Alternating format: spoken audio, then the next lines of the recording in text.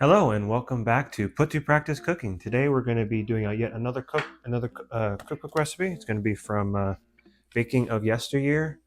He's kind of a TikTok kind of YouTube star kind of guy. He does a lot of like old school recipes, and one of the recipes I found in here is called Jell-O poke cake. Unbeknownst to me, it's apparently my mom's favorite recipe, so kind of perfect.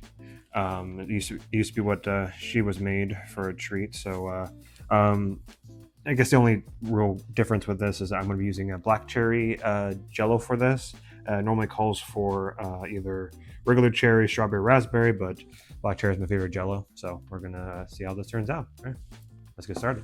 Okay, so to get started, we're going to be putting 4 eggs, which I already put in here.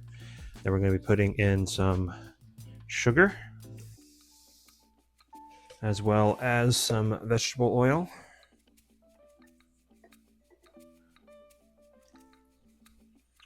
And now we are going to mix this up till it's all incorporated. Okay, so now it's all good. So now we're going to be mixing in our flour, salt, and baking powder.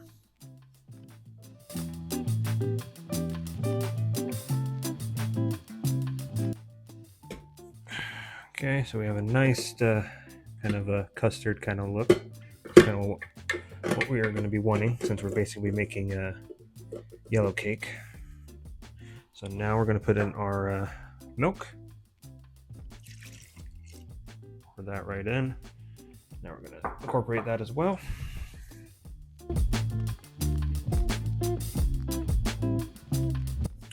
Okay. We got our nice and mixed up now. All right, so now the next part, I'm going to be pouring it all into our pan. Sure it's nicely evenly spread out as much as possible, and try to use your rubber spatula to get all of the good stuff out.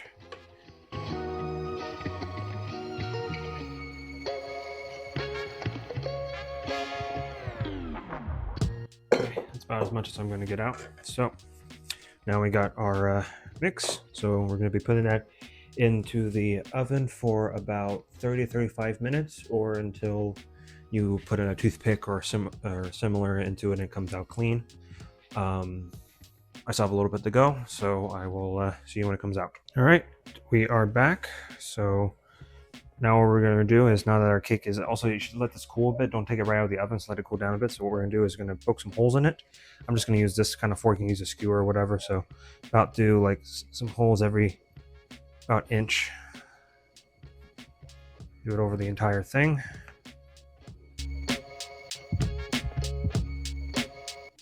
We got our boiling water now. So now we are going to put this in our Kool-Aid mix.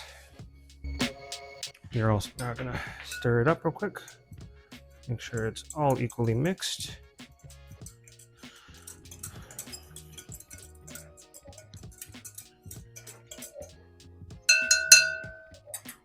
Okay, so now what we're going to do is just pour it right on top.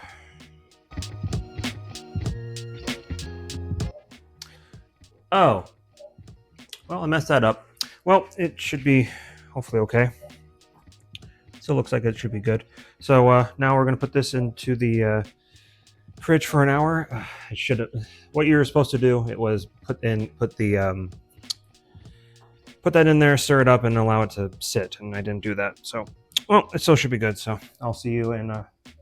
And also for once it's done after an hour, you're going to put whipped cream on top. I'm not going to show the whipped cream because it's the one I'm going to be using as a family recipe. So once I get to that point, I'll show it being put on, and then we'll show it tasting after that. I won't just include the recipe that it has in the book. So see you at that point. All right, we are back with the whipped cream, so we're going to pour this right on.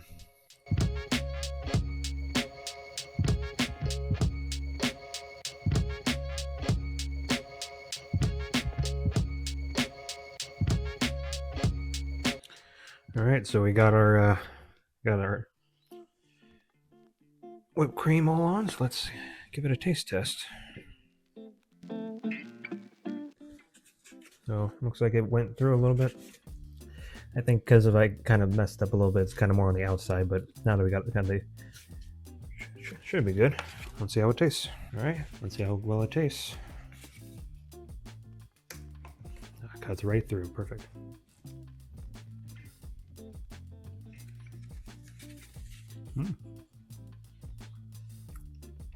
Definitely very good.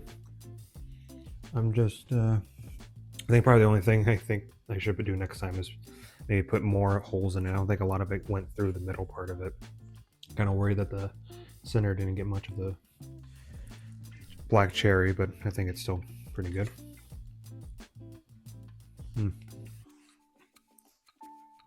Well, overall, it's definitely a win in my book. So I'll get through the rest of your day, and I'll be okay. Turns out as good as mine.